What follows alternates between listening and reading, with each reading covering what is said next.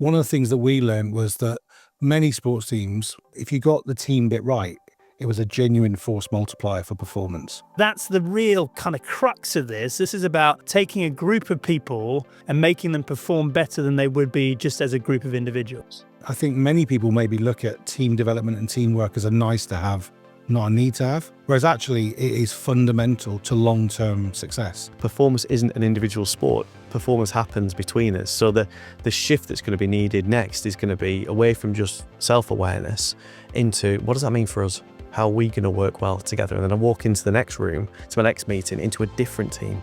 How's that going to apply there? In this episode, we'll be looking at the history and evolution of psychometrics, culminating in this concept that we call performance psychometrics. We've scoured the world and tried to find the world's two leading experts in psychometrics, and it just so happens that they happen to work for Mindlfick. And so we've got Dr. Pete Lindsay and Dr. Mark Bawden talking all things psychometrics in this episode.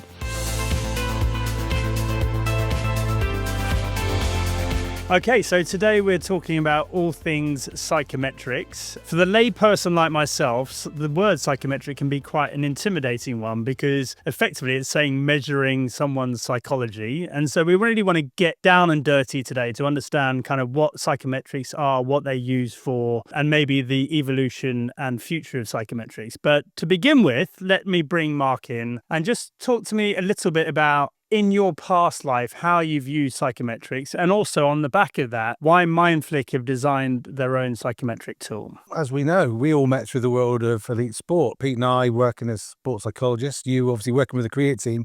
And when Pete and I were working at the Institute of Sport, we were looking a lot at how we get teams to work brilliantly well together, how you get people to understand each other fast, and how you create a sense of self-awareness in people so they understand how they respond in certain situations like under pressure, etc. So we use psychometrics very much as a tool, as a starting point of our sports psychology journey, really, to help understand team dynamics and give people that sense of self-awareness so they understood how they were likely to respond. And we found them really, really useful. But also we found some limitations as well, which is where we started to look at some of the gaps in psychometrics that we wanted to fill. But one of the key things we found on that time is that a psychometric is just the start of a journey. It's the awareness. And then us as the sports psychologists would work with people like yourself to fill the gap between understanding something about yourself and doing something different. And I think that is the key really where our inspiration came for creating our own. And it was when we realized that whilst most psychometrics would look at behavior as a way of understanding somebody, what we realized was understanding their mindset was truly fascinating. If you could understand their mindset, the way they viewed the world, you could help them create change very, very quickly.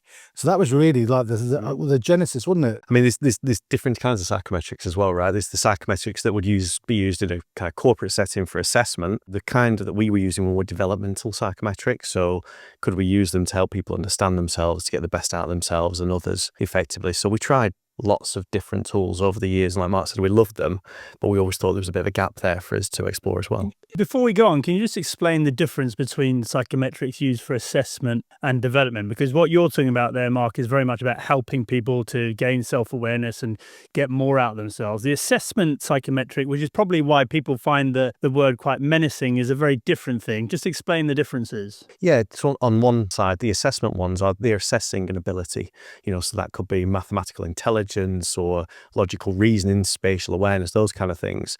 We were much more on the side of understanding self, so personality. So understanding what makes me tick and how I'm similar or different to someone else, raising that self-awareness in the individual to help them get the best out of themselves, if you like. I guess the other bit to that is that when you do a recruitment psychometric, there's generally a right and a wrong. There's a best place to be. Well, when you do a developmental psychometric, it's about your preferences.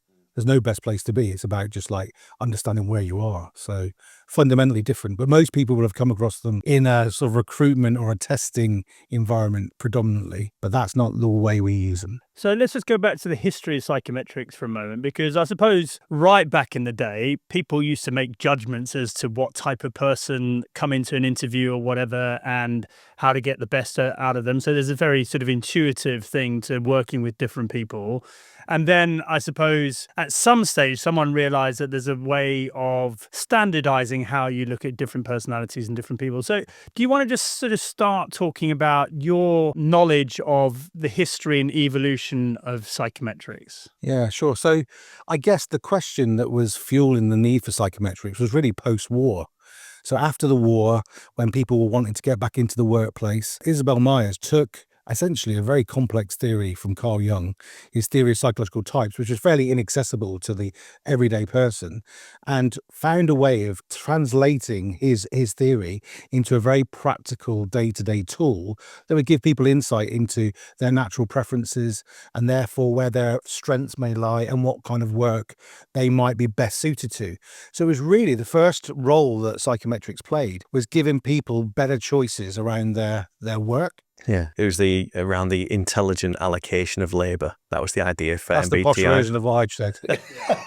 But quite an interesting thing there, because what you're effectively doing is taking psychological theory and then finding an application for it, which was, I suppose, the really smart thing they did, which was we're able to get an output from that, which is getting people on the right job. That's right. Take something complex, boil it down into something that's just simple enough for us to be able to operationalize and put into practice. And like we say, assign people to roles or help people understand where they might be best suited, those kind of things. Okay, so that was the start. Talk us through the sort of stages that have followed that. Yeah, so obviously that was, I mean, it was an incredible start. And I think Isabel Myers said that the MBTI indicator was like almost like a gift to society. It was a way of helping people to really understand themselves at a time when they really needed to post-war.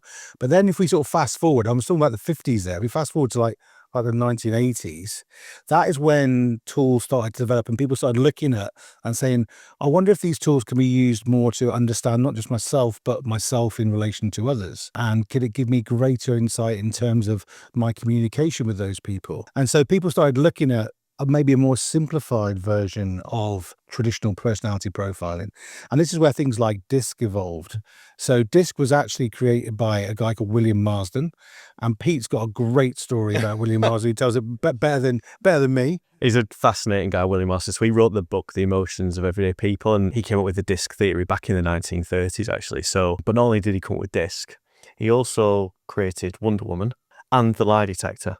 So the polygraph. He's a busy man. So Wonder Woman's lasso, where she kind of makes them tell the truth. That's the lie detector. But he also created the DISC theory, which then underpinned the DISC profile, which came kind of much later on in time. But the big innovation that really came from that was starting to try and simplify some of the thinking and turn it into a language that could be used between people rather than just around yourself, which is why they started looking at different colours and different colour preferences, etc. Okay, so you've basically taken it. Stage one is understanding yourself in relation to where you might find yourself best placed in the workforce. Stage two is much more around understanding myself, but also understanding other people around me, correct? Yeah, exactly. And then taking that another step further was really starting to understand a simple model that would help us understand the team, social interactions, social learning. And that's where things like insights discovery came along, which took some of the concepts of, color-based profiling and started to give them sort of like simplistic ways of understanding me in relation to you and what that means for us collectively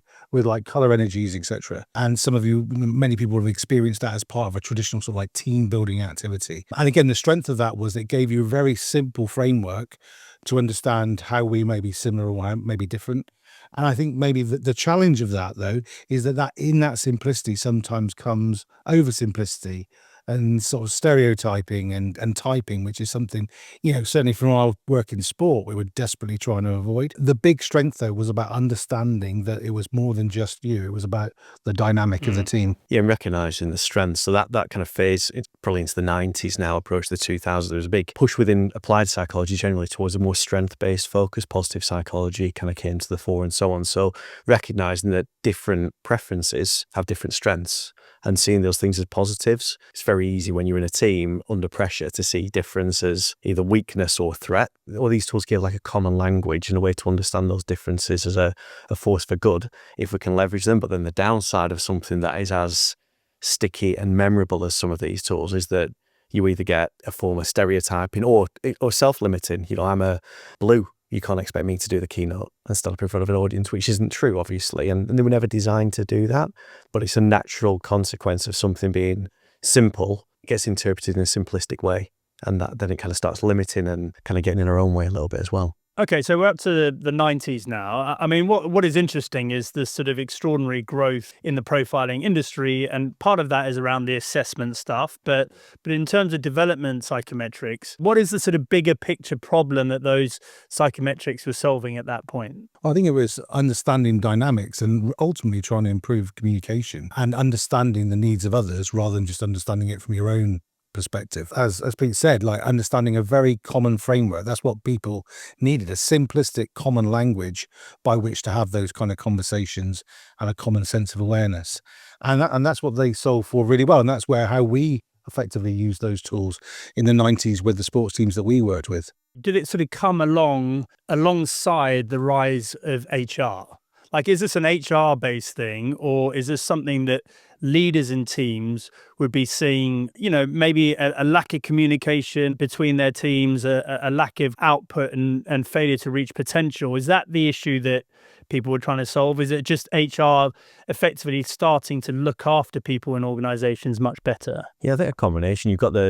You're trying to unlock that almost discretionary effort. How do we get the best out of people beyond kind of the simple transactional relationship of I pay you and you do this? So I think that sat alongside more complex organizations, matrix management, all that kind of thing, where we're members of multiple teams now. And so as a result of that, we need to connect with more people. We need to switch gears from one team to another. So having a simple framework that lets me understand myself in relation to someone else, and then ideally a shared language across that organization gives a simple common tool for us to do that. Okay, so into the 90s, and then that's still 30 odd years ago. What's been the evolution in the 21st century up till now? I think people realised that you could use psychometrics for self-awareness, you could use them for understanding, for connection, and for understanding a little bit about each other. And I guess the question came along then, could you use them to predict talent? So could you use them as a predictor? So things like, could you predict whether someone's going to become a good leader? Could you then give them some tools that would help them develop those things? The same with talent itself. How do you know what talent is when you're looking within a certain sphere of people? And that's where things like Hogan came along, which were much more around like looking specifically at talent, looking at leadership, looking at how you might try and identify the best leaders within your organization and how to grow those. The performance lens starts coming in now. It was moving more from being just a self-awareness tool. Now we're starting to talk about how might it help us start looking at some of the things that will help us get better. Yeah, that predictive element really came to the fore. So it's kind of at the age of big data. Can we make intelligent predictions about how leaders might behave? Big corporate scandals, likes of Enron and banking crises and all these kind of things. So that ability to not just understand people, but be able to predict off the back of that. And I think it was Hogan who probably brought in the idea of like the dark side of some of your personality traits as well, recognizing where these traits may trip you up and some of the dark elements of these. So that shadow side of the personality really kind of came to the fore as well, but all under the guise of, can we make intelligent predictions and select the right people for the right roles as well. I mean, it's probably worth mentioning at this point that throughout my England cricket career, I used profiling with you boards. And I think I sort of went on that similar journey myself, really, which was, first of all, understanding myself and how I worked and maybe the sort of blind spots and the times where my personality worked to my favour and sometimes where it didn't in high performance sport. And then when I took over as England captain, we started thinking much more broadly around the difference in our team and how do we get the best out of all those vast array of different personalities. There's that assumption there that high performance sports people are all quite similar, but actually that is absolutely untrue. So how to get through to individuals is crucially important. And then funny enough, I was looking, I've been tidying up my house recently and I came across my old Hogan profile the other day and I looked through the sort of dark side and it was quite painful to look at, to be honest with you. So I'm glad that's The dark been at the side was bottom illuminating. of my filing cabinet for a long time. It's interesting though with those tools because they're unbelievably accurate in terms of that description. And like, you read that dark side and it is uncomfortable reading quite often. The key is what you do with that. And I think that's where, you had Mark working with you as part of England cricket, an applied psychologist, taking that knowledge, taking that information and helping you activate it and do something with it. And that's often one of the kind of key gaps that we identified. We'd play the role of psychologists. We'd take this new awareness or this new profile that someone's done. Now, what do we do with it? How do we bring that alive? And I think that links to the key challenge that we saw really, which was often the information in a profile is incredibly rich, and in that moment, very profound. As Pete said, the first thing is, what do I do with it? But the challenge is that, as with your profile you just described, it often then gets put in a drawer. And take it out the next time you think we're doing some form of team activity or some self-awareness day or whatever it might be. And part of our challenge was, well, how do you get it out of the drawer? How do you get it into the muscle of every day? Because that's really what you need to do. And that links very much to, the modern world, which requires people to be thinking about developing in real time, not in discrete moments like that. So yeah, I mean, I think it's worth saying that my Hogan profile has not seen the light of day for 27 years. So there's a good example of the limitations of it. But I mean, that's an interesting point you just mentioned there around the modern world and how work has changed, how we all live our life has changed. So let's just delve into that a little bit. In what way has it changed? And why does that, I suppose, show the limitations of some of these psychometrics relative to how things used to be in the past? just to step away from that just slightly, if you think about some of the technological developments that were alongside some of those innovations, if you go back to like the 50s where we started, think about the technological innovation at that time, it was the black and white telly. That was the big innovation of the era. Move forward into the 80s, now you talk about the home computer was the big innovation. Go into the 90s, you're talking about the World Wide Web. And going into the 2000s, you're talking about the smartphone. So they're sort of like the technological evolutions. And now we're obviously in an era of AI where things have changed dramatically. So the world has changed enormously. And you can see it just through the lens of technology. But the challenges of the modern day world is based around a few very, very poignant things. Number one, the pace of change is enormous. What was often seen as things that you could deal with in discrete moments is now things change overnight. Things can change very, very rapidly. Change is the absolute norm. Organizations are constantly in a state of change. And I think the thing we learned from sport that was so powerful was the best performers have got a mechanism to adapt. They can adapt to a changing world. And that's really what we wanted to do, wasn't it? Develop a tool that would help people be able to do that for themselves. And I think that's one of the core challenges we all face every day. I think adapting not just as an individual, but adapting collectively to face a challenge. That teams form and dissolve faster than ever before now. The number of teams that people are in and the way that those teams need to work with other teams, and the days of in the past where you could wait for that trust to develop in a team, they're gone.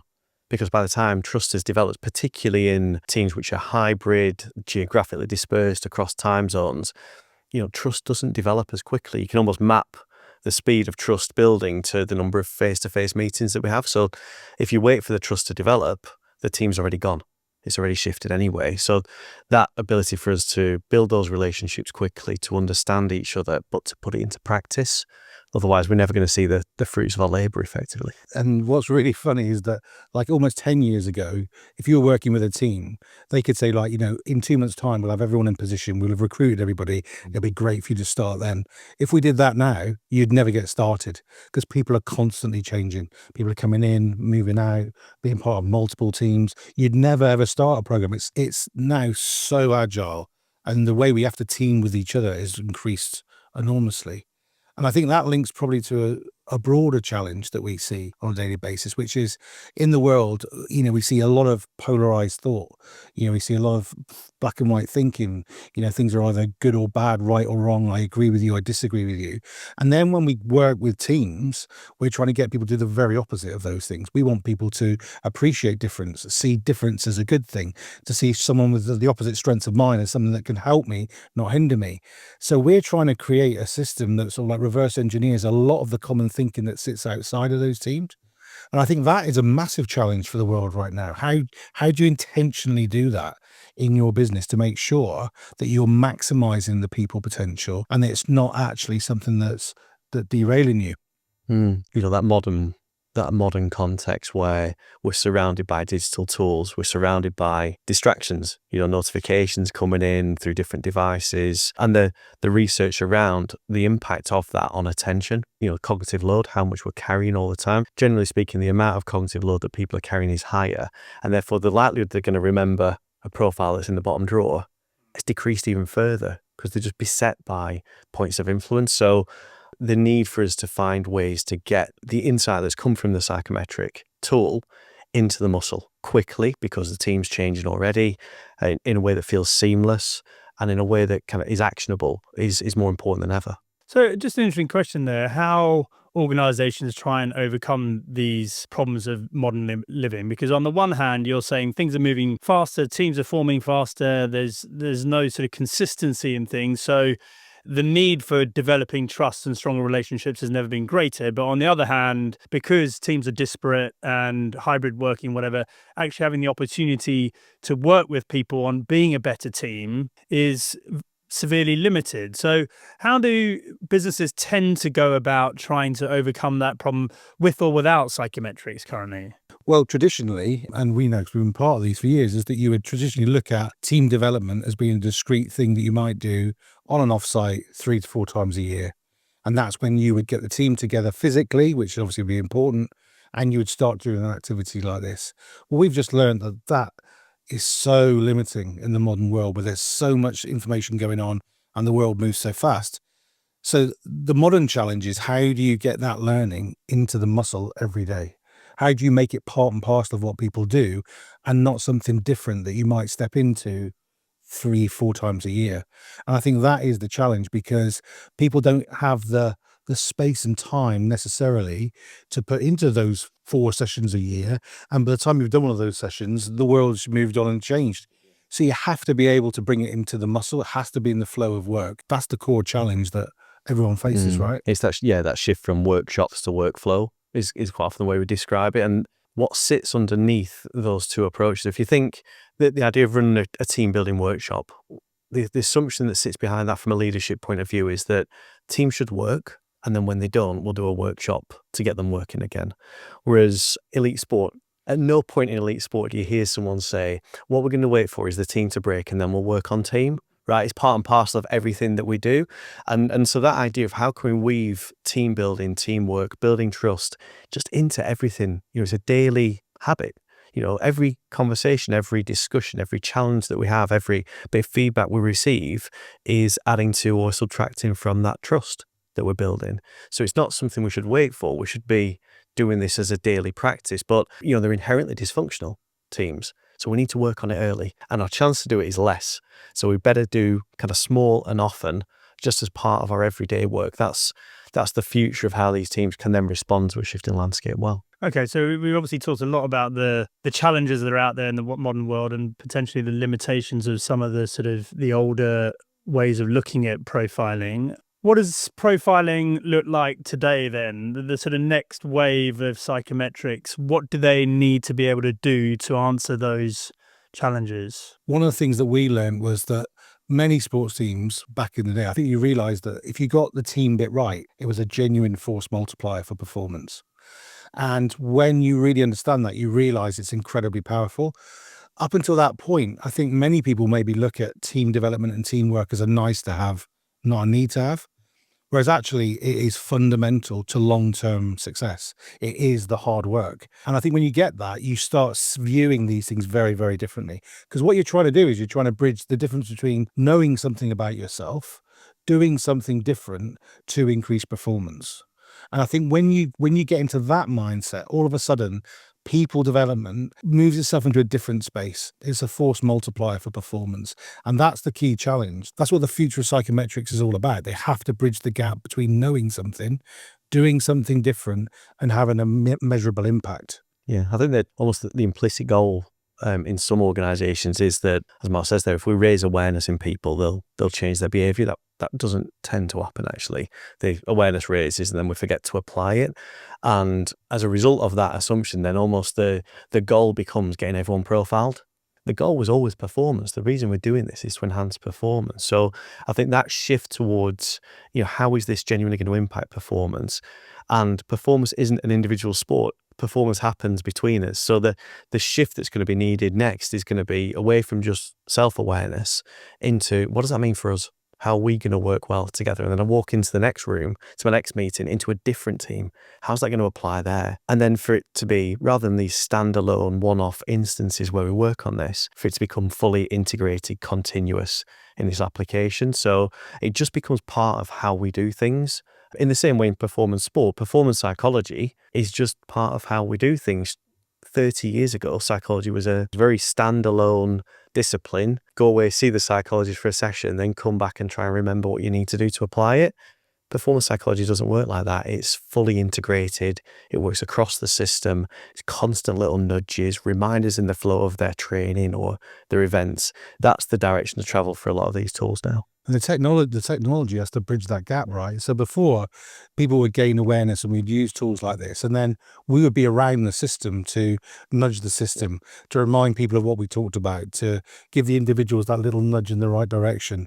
Whereas now it's the technology that needs to do that in the flow of people's days. So it doesn't feel like you're training. It doesn't feel like that you are having to do an extra piece of work. It's actually just part and parcel of what you do at work to perform. Yeah, that is the big shift from these awareness-based psychometrics to a performance psychometric, and it becomes like an operating system for the team. Now we know how each other work, we know how we're going to operate, we know how we're going to put into practice, we know what that means for a meeting, we know what it means to check our biases, we know what it means from one key relationship that I need to work on, how to get the best out of someone else. But it's fully integrated into everything that we're doing, and just in a seamless fashion, part of our communication tools, and those little micro bits of learning are just constantly dripping in. The thing that's interesting that really stands out to me there is when you sort of frame it as an operating system to improve performance, it sort of takes it from a kind of nice to have, which is about, getting harmony in your team, etc., into this is absolutely what is fundamental about us performing well. And when you think about elite sport for a moment, a lot of it is about improving players, getting players to be as good as they can be. There's recruiting players, getting the best possible players on the park.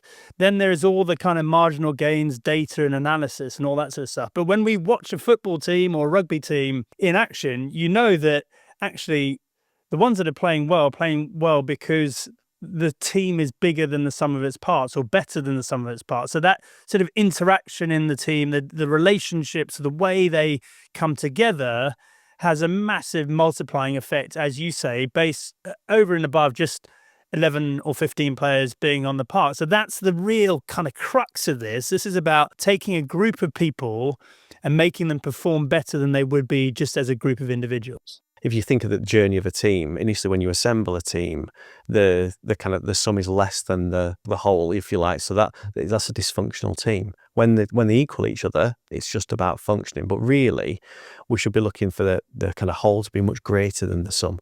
And that's when we start getting into high performance as a team, and just understanding that journey we need to go on to it. But it is about the relationships, about how we work together to get the best out of each other. And it's shifting all the time.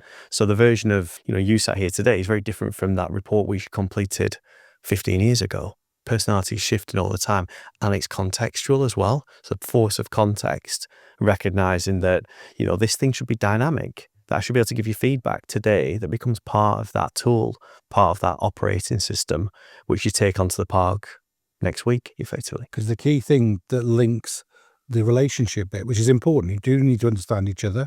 You need to understand how you're similar and different, what makes each other tick, but to do what? Because then comes the key, which is, can you go from strong connections to really strong conversations? And you need both in team development.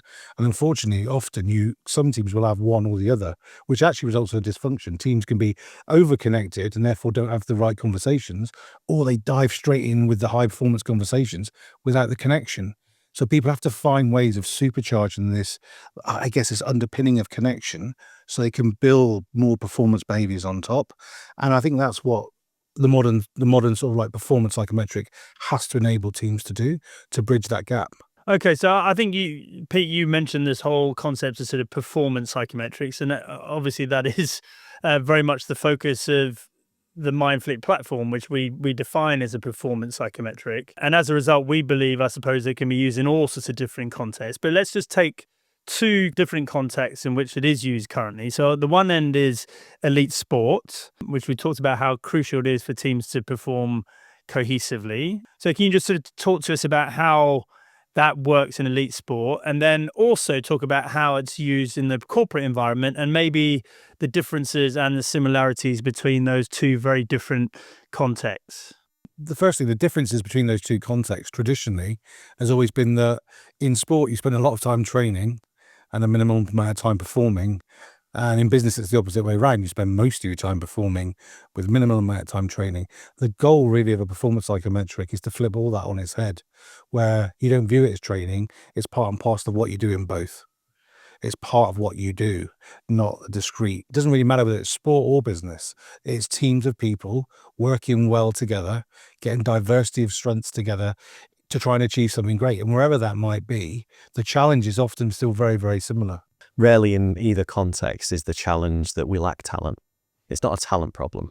It's more like, as you were saying earlier, how do we work together? How do we get the best out of that talent? How does that talent add together to create something even greater than any of us could dream of? So I think that ability for us to help teams work together well through, as you were saying, those nudges, those integrated workflows, those in the moment little kind of suggestions of how I can get the best out of someone else, that's where performance psychometry really comes to life.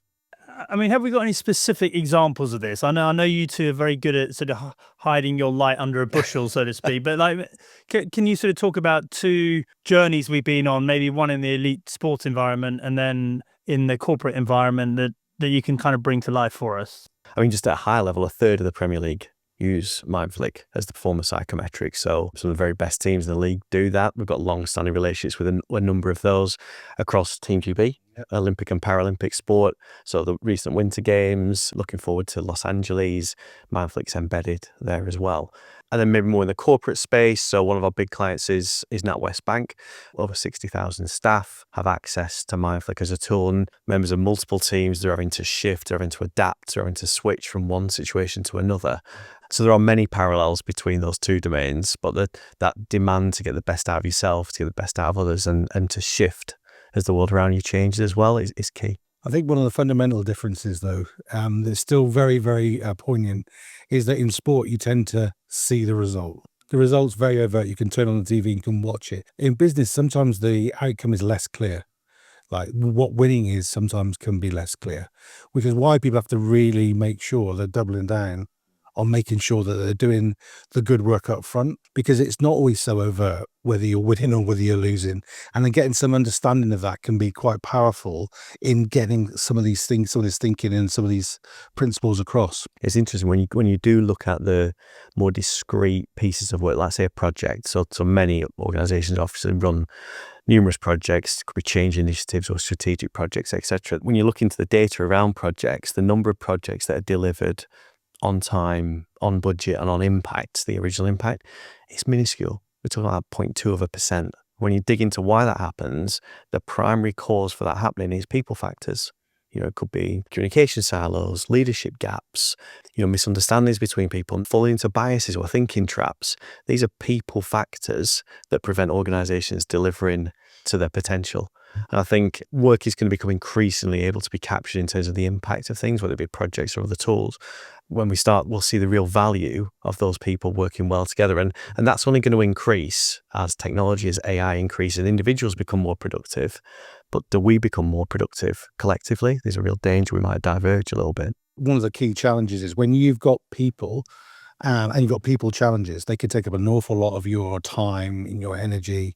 And often you've got two directions you generally go in. You try and develop the people side, or you go with more, you get rid of people. And certainly in the world of sport, that's a lot easier. People can get dropped, you can get deselected. I don't know if you ever got dropped, Andrew. And I seem to remember maybe once in the dim and distant past. I'm sure you did. But in sport, you have that choice that you have a coach who can make those decisions. Where in business, those decisions are very, very costly. They take a lot of time bringing people in and out, particularly in a world which is changing so rapidly. That's costly, it's time consuming. And actually, often what we find is when you spend the time invested in helping those people really understand one another to work better together, there's almost like it's a force multiplier rather than something necessarily where you have to move people on, etc. So there are some fundamental differences there as well. Really illuminating that stat about projects being delivered on time, on budget, and what's the third bit? On impact. On impact, yeah. I mean, goes to show how absolutely crucial and important this bit is in any organization, truthfully, and probably how neglected it is as well. But my final question to both of you is, why does any of this matter? We're entering the world of AGI and AI doing all the work of the majority of the workforce and we're all going to be sitting on a beach somewhere. So why in the future of work is this stuff still going to be important? I think it's going to be absolutely crucial, because if you think about it, technology, the rate of technology is changing, as we said, really super fast. So we're going to require more from our people. As AI really kicks in and technology takes off, I think we're going to find our expectations around what people do will increase. And therefore, we need to make sure we're maximizing the power of people and the power of team in and around, so it couples with technology rather than it being seen as like a second fiddle to things. I don't know, what do you think? I think often these sort of things we talk about today, they're framed as soft skills. They're not the hard ones. These are the difficult skills. And when you look at any of the bits of research into which skills are going to become most important in the next 5 to 10 years, it's things like adaptability, resilience, communication, empathy, innovation, all these kind of tools, which requires us to work together well with the support of AI. But there is a danger as individuals we become more productive, that actually we start losing some of those abilities to connect with others as well. If we can merge those two worlds, and it can accelerate how we work together, maybe not even just in the workplace, maybe it's beyond the workplace. How do we connect with others? In a world, as Mark said earlier, it can sometimes feel like it wants to pull us apart a little bit. Can we learn to disagree well? Can we learn to disagree without disconnecting from each other? Can we understand one another faster and see difference as strength? All of those elements are going to be crucial in a rapidly changing world. Where this was really interesting, we were working with a team quite recently, and they'd obviously invested like millions into technology and into really amping up their technology. And yet they were avoiding having little honest conversations with each other and giving each other feedback about what was going on in performance, because they didn't know how that feedback would land. So imagine you're investing millions into technology, but then avoiding having a conversation because you think it's too risky. Think about the consequence of that over the long term. Where's all the untapped potential of making sure that those conversations are happening in real time, in the moment, towards making things better rather than avoided? Because technology will never bridge that gap, right? Yeah, it's really my own take on this. If you imagine an environment where coordination is going to be incredibly difficult, it's when you have a group of experts in a room, all of whom are absolutely certain they know the answer to the problem. That's kind of where we're going with AI, aren't we? Everyone's going to have we're all going to be an expert on everything because we have the sort of AI backing us up, but it's about coordination. How do we come together and coalesce behind something and commit to it and see it through, and make sure that we're looking after each other through that process? All that sort of stuff AI doesn't provide the answers for now, and I'm struggling to see how it can ever provide the answers for, quite frankly. Yeah, and how do we make sure that we can think through the implications of whatever comes out of that kind of AI collaboration? That from a logical point of view, can we really think through the thinking gaps in that? Because there will be gaps, there will be biases. Can we understand that? Can we think about the ethics that underpin it? So some of like the ancients, ways of thinking work on ethics, moral reasoning, logical thinking, all those kind of things, but collectively. And as you say, the kind of likelihood that we're going to feel more certain than ever before, but there'll still be gaps there that we need to explore and be able to have those discussions to do so. Well, I mean, whenever I look forward into the world of AI, I find it very scary and disconcerting, truthfully. But it is reassuring, I think, to hear that how humans connect and coordinate and look after each other is going to be absolutely crucial in this next phase. And I truly believe that. So thank you, both of you, for sharing your insight and expertise on this subject. It's a fascinating one. Look forward to discussing it more down the track. Thank you.